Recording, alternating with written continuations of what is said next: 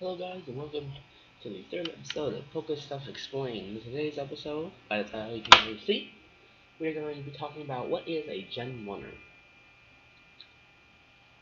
Now, a genwunner, by the dictionary definition, because they have that, a genwunner is a Pokemon fan, put quotations around fan, who only prefers the original 151 Pokemon in the Gen 1 game, which are red, blue, yellow, and green if you were in Japan.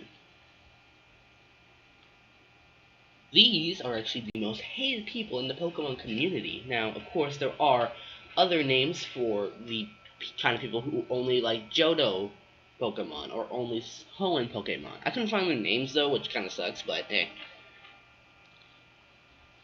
But yeah. But out of them all, Gen 1ers are the most hated ones. Now you might be wondering, how do I know if someone is a Gen 1er?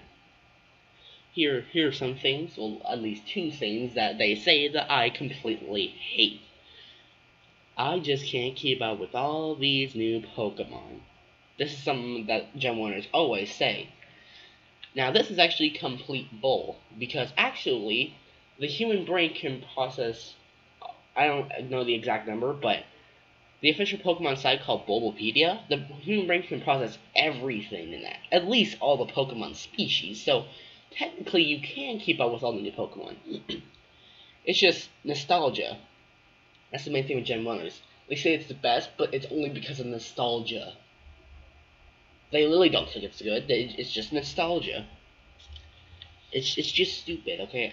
I hate Gen 1ers, okay? I'm not gonna lie. Other things they can say are, back in my day, we didn't have to deal with all this EV and IV training. Now, EV and IV training was introduced. I guess you could technically do that? I don't know.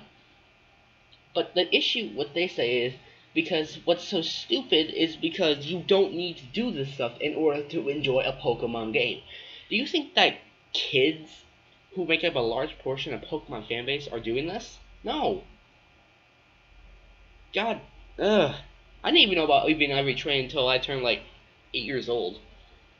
Which actually is when I first started playing Pokemon. So like I said, not from the very start. I've always been interested in doing it. I really want to do it, you know.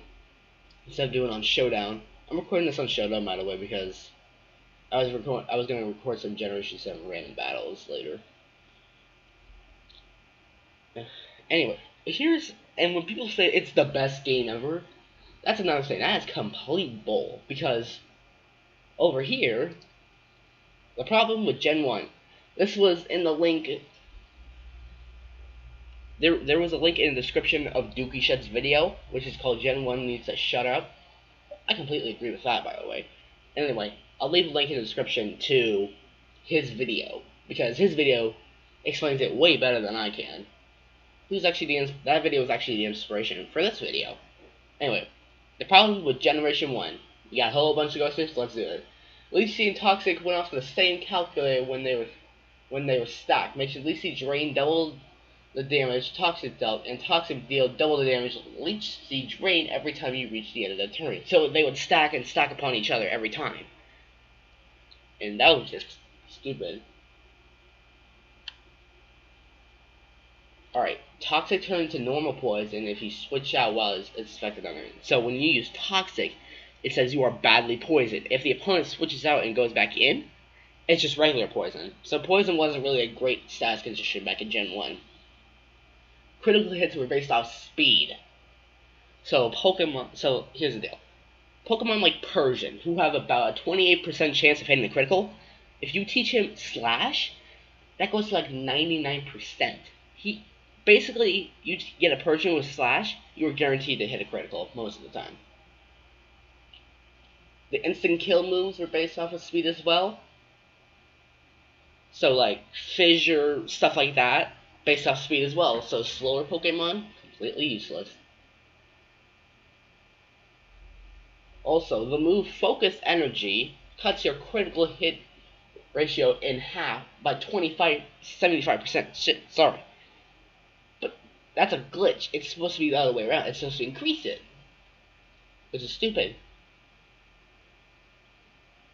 Criticals would ignore stat up by both parties. So, I'll use their example. 3 swords dances.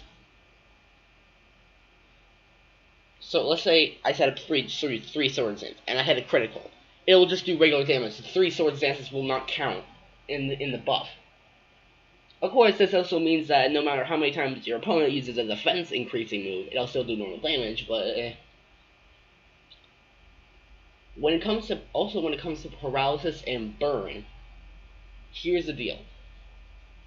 Everybody knows that paralysis cuts your speed in half. But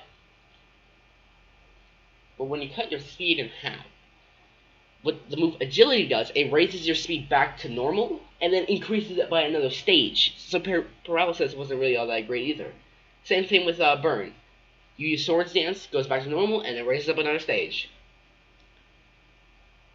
By far the best status condition was freeze back then, because if you were frozen, you never thought unless somebody used a fire move against you, or haze, or you use an ice heal. Here's the deal. Let's do a scenario. Lapras versus Chansey. Lapras uses Ice Beam. It freezes. Haze, which the opponent has to use. You can't use it. Why would they do that? Ice Heal you can't do because you're in a competitive battle. At least it's if you're not in a trainer battle. And they can't hit you with a fire type move, but I don't know if they're gonna do that. What else is horrible? There's the famous 1 in 256 glitch, which means that every attack in the game, except for Swift, had a 1 in 256 chance of missing. So moves like Hyper Beam, Earthquake, Fire Blast, actually not Fire Blast, any move that had 100% accuracy could still miss. By far the most annoying thing in Gen 1 was Wrap, Bind, Fire Spin, and Clamp. Now, in recent games, you know, these moves do damage upon you every single turn. In Gen 1, your opponent couldn't do anything. They couldn't make a move, nothing. It was so broken. It was so pathetic. Also, here's the deal. Hyper Beam was one of the most used moves because if you knocked out a Pokemon,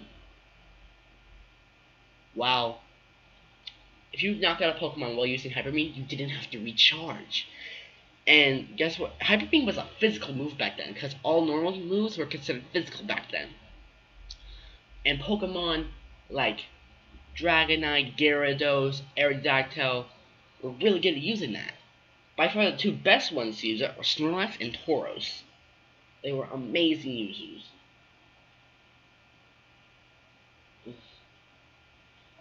Also, another annoying thing about Gen 1 is that so let's say your opponent puts you to sleep using Sing or whatever.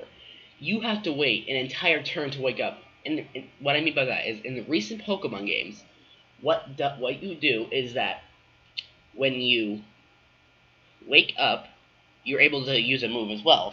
But in Gen 1, you had to turn an entire turn to wake up, so technically they could put you in an endless sleep. These are just some of the reasons issues with Gen 1. There's a whole bunch more. I'll leave a link in the description to this site. Anyway, this was more of a rant than anything else, but also another thing the genwunners say, the sprites were so cool back then. Look at Charizard.